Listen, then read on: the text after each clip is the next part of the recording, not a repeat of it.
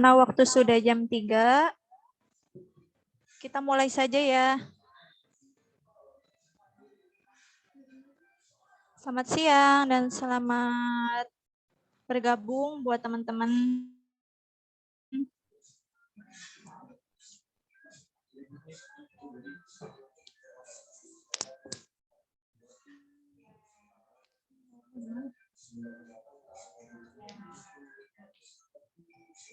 Selama acara diskusi ini, dimohon teman-teman agar mematikan mikrofon dulu ya. Nanti bakal ada tanya jawab di akhir sesi.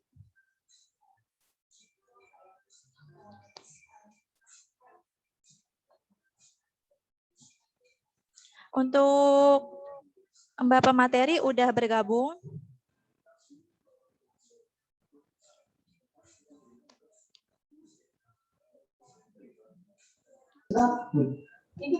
Tes. Iya, ya Mbak, sudah. Ya. Selamat siang Mbak Lufa. Iya siang Mbak. Gimana kabarnya Kedengeran Mbak? enggak? Ya, kedengeran dari sini kedengeran. Oh iya teman-teman, untuk hari ini kan materinya kan tentang perempuan dan kepemimpinan. Nah, materi ini bakal dipaparkan oleh Mbak Ulfa. Untuk waktunya langsung aja ya teman-teman. Oh ya, kenalin dulu Mbak Ulfa ini Ketua PC IPPNU Kabupaten Indramayu.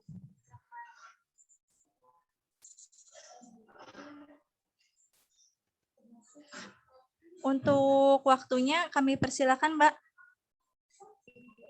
Baik.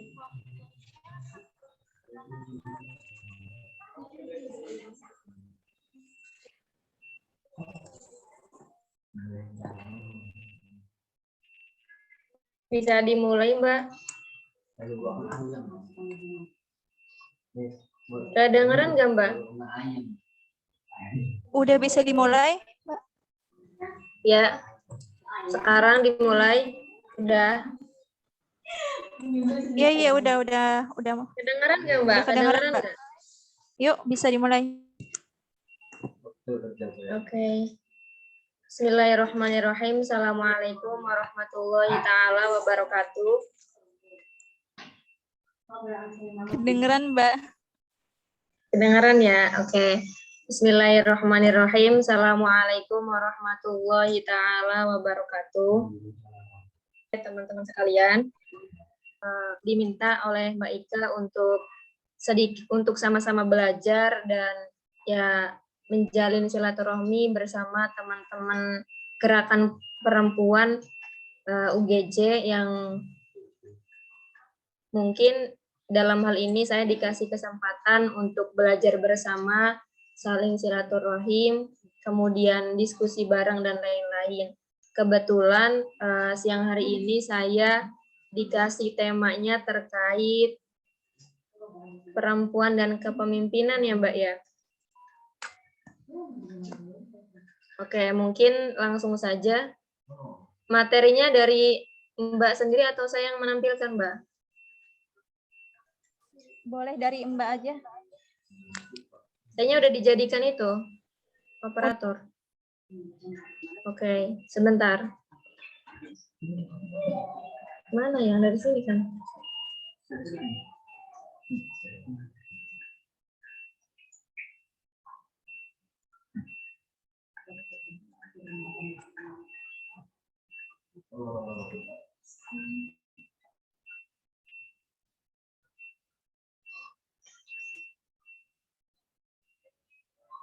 Ini dimunculin dulu nggak fotonya?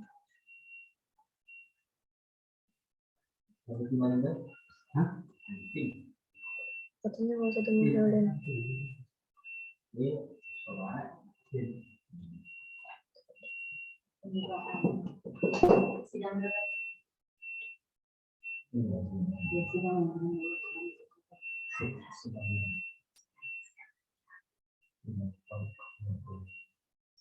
Oke, sebentar.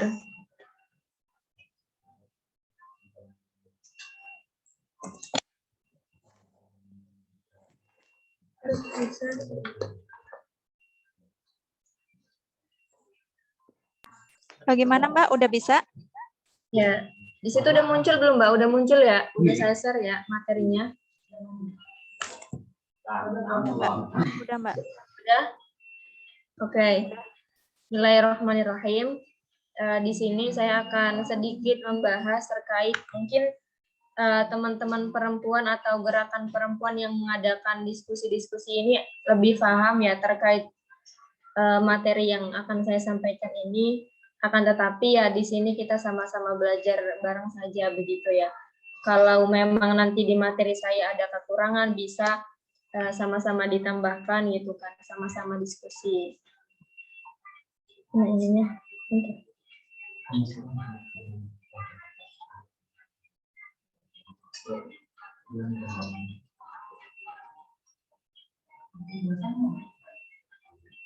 Oke, di sini berbicara seorang perempuan, berbicara kepemimpinan, kita kembali kepada Raden Ajeng Kartini, di mana beliau adalah sosok perempuan teladan bagi seorang kaum perempuan Indonesia. Beliau adalah tokoh yang memperjuangkan hak-hak perempuan seperti hak untuk belajar di sekolah, kemudian hak untuk memimpin sebuah organisasi dan lain-lain. Beliau adalah teladan kita semua bagi kaum-kaum perempuan dalam memperjuangkan hak-hak seorang perempuan.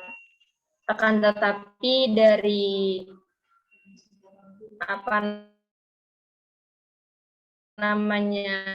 Raden Ajeng Kartini ini kita bisa meniru terkait sosok kepemimpinannya. Begitu. Kita lanjut. Oke, di sini ada yang nanti saya akan bahas, yaitu ada konsep kepemimpinan dan perempuan, di mana di sini yang pertama ada prinsip-prinsip kepemimpinan, kemudian konsep gaya kepemimpinan itu seperti apa, ciri-ciri pemimpin perempuan itu bagaimana, dan perempuan dalam Islam itu seperti apa. Ini beberapa konsep yang nantinya saya akan bahas. Oke, kemudian lanjutnya yaitu prinsip-prinsip kepemimpinan, prinsip bekerja sama dan prinsip sikap positif. Membentuk sikap mental positif, dan yang kelima prinsip penghormatan, bagaimana cara menghormati martabat orang lain. Itu adalah 5 prinsip kepemimpinan atau 5 prinsip menjadi seorang pemimpin itu harus mempunyai prinsip yang bagaimana sih. Nah, ini adalah 5 prinsip ketika seseorang ingin menjadi seorang pemimpin atau bagaimana caranya memimpin. Oke, yang pertama itu tadi kan ada prinsip komunikasi, yaitu komunikasi yang efektif. Dari poin yang pertama ini, seorang pemimpin, baik itu pemimpin laki-laki atau yang memimpinnya itu seorang perempuan, harus mempunyai yang namanya prinsip komunikasi. Kenapa harus demikian? Karena kalau di dalam sebuah organisasi atau gerakan atau komunitas yang lain tidak ada antara ketua dengan bawahannya, dengan anggota dan pengurusnya itu tidak adanya komunikasi, maka di situ tidak akan berjalannya suatu organisasi tersebut, atau bisa dikatakan seorang pemimpin tersebut dikatakan otoriter karena tidak adanya komunikasi, misalnya hanya atas kesepakatan pribadi saja. Jadi perlu dan penting sekali ada yang namanya prinsip komunikasi dalam jiwa-jiwa seorang pemimpin. Kemudian yang kedua ada prinsip motivasi, memotivasi orang-orang, dan prinsip memiliki tujuan. Kenapa demikian? Karena yang namanya seorang pemimpin itu pasti dan selalu memotivasi anggota juga pengurusnya, begitu. Kenapa harus memotivasi? Karena sejatinya seorang pengurus dengan seorang anggota itu pasti berpatokan dengan yang namanya seorang pemimpin tersebut, gitu kan. Jadi seorang pemimpin itu harus senantiasa bisa memotivasi teman-teman pengurus atau anggotanya.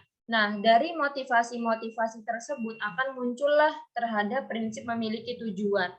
Karena sejatinya seorang pemimpin itu pasti sebelum mereka ingin mencalonkan diri menjadi seorang pemimpin misalnya, dirinya itu harus mempunyai rencana-rencana yang akan dibangun ke depan setelah dirinya menjadi seorang pemimpin. Harus mempunyai tujuan ke depan itu harus bagaimana, harus mempunyai prinsip tersebut. Itu yang kedua. Jadi dari adanya prinsip motivasi itu lanjut kepada prinsip memiliki tujuan, itu berkesinambungan. Itu yang kedua. Kemudian yang ketiga ada prinsip keikhlasan dan prinsip kerendahan hati memegang kesalahan, penanganan, dan kritik. Jadi menjadi seorang pemimpin itu harus mempunyai prinsip keikhlasan dan kerendahan hati tentunya. Kenapa demikian? Karena ketika ada beberapa anggota atau pengurus mempunyai kesalahan misalnya, atau misalnya saya pribadi juga seorang pemimpin tersebut melakukan kesalahan, ya kita harus dan mau dikritik oleh orang lain gitu kan. Dikritik oleh orang lain, harus mampu menampung saran dan masukan dari orang lain. Kalau masukan atau saran itu mungkin tidak berbicara soal keikhlasan gitu ya. Tapi kalau berbicara kritik, apalagi kritiknya itu yang lumayan pedas gitu kan kata-katanya. Ya dari situ mengajarkan seorang pemimpin harus bisa memiliki sifat keikhlasan dan kerendahan hati. Jadi itu juga sangat penting sekali. Kemudian yang keempat ada prinsip bekerja sama dan prinsip sikap positif membentuk sikap mental positif. Sebenarnya nomor 4 ini berkesinambungan juga ya dengan prinsip yang pertama, yaitu prinsip komunikasi. Adanya komunikasi itu untuk saling kerjasama, sebenarnya kan seperti itu. Kalau tidak adanya kerjasama antara seorang pemimpin dengan pengurus atau anggotanya, tidak akan berjalan juga, tidak akan mampu menjalankan atau mampu menggapai suatu tujuan organisasi tersebut misalnya. Nah, dari bekerja sama tersebut, seorang pemimpin juga positif. Kenapa seorang pemimpin harus mempunyai sikap tersebut? Mempunyai prinsip positif akan membentuk juga sikap mental positif kepada para anggota atau pengurusnya dan orang lain. Ketika pemimpinnya tidak mempunyai prinsip sikap positif atau hanya memilikinya sikap negatif saja, dari situ juga nanti teman-teman pengurus, teman-teman anggotanya itu akan terkontaminasi oleh pemikiran-pemikiran negatifnya. Makanya dari prinsip kepemimpinan ini, seorang pemimpin harus mempunyai sikap positif agar kedepannya itu selalu didampingi dengan pikiran-pikiran yang positif. Begitu. Kemudian yang kelima, ada prinsip penghormatan, menghormati martabat orang lain. Jadi menjadi seorang pemimpin itu tidak kemudian harus menjunjung tinggi martabat pribadi seorang pemimpinnya saja ya, akan tetapi bagaimana caranya kita sesama manusia itu saling menghormati antar pengurus anggota dan orang lain, misalnya juga sama-sama menghormati martabat orang lain juga. Tidak semerta-merta saya seorang pemimpin, tapi saya merendahkan orang lain. Tapi tidak demikian. Bagaimana caranya kita saling menghormati martabat orang lain, seperti itu. Ini kita baru berbicara prinsip kepemimpinan. Kemudian yang kedua yaitu konsep gaya kepemimpinan. Nah, di sini dalam gaya kepemimpinan seorang perempuan dan seorang laki-laki itu cenderung dalam 3 gaya tersebut ya. Yang pertama ada mampu menciptakan lingkungan yang tepat, yang kedua mengetahui kebutuhan dasar bawahannya, dan yang ketiga mampu mengendalikan keuangan, personalia, dan perencanaan. Nah, yang pertama yaitu kita harus mampu menciptakan lingkungan yang tepat. Kenapa demikian? Karena sejatinya ketika kita menjadi seorang pemimpin itu harus memiliki gaya yang demikian.